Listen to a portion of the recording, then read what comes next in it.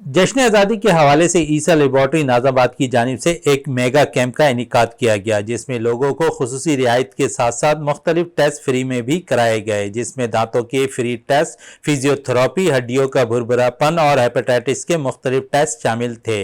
इस मौके पर डॉक्टर्स और ऑर्गेनाइजर का कहना था कि जश्न आज़ादी के मौके पर शहरियों को ईसा लेबॉर्ट्री सहूलतें फराहम कर रहा है। हमारे CEO डॉक्टर फरहान ईसा अब्दुल्ला का हमेशा से विज़न रहा है कि ज़्यादा से ज़्यादा एज ए CSR हम काम कर सकें, क्योंकि बिज़नेस एक अपनी जगह पर होता है लेकिन लोगों को सर्व करना हमारी फ़र्स्ट प्रायोरिटी होती है। इसीलिए हम अपने आप को customer driven quality benchmark organisation इसीलिए कहते हैं कि हमारा फोकस मेन होता है कि मैक्सिमम सर्विसेज लोगों को प्रोवाइड की जा सके। अब देखिए ये टेस्ट हैं, अब बहुत सारे लोग हैं जिनको डेंटल ट्रीटमेंट की ज़रूरत होती है, फिजियोथेरेपी की ज़रूरत होती है, नहीं करा पाते क्योंकि सेशंस बहुत एक्सपेंसिव होते हैं।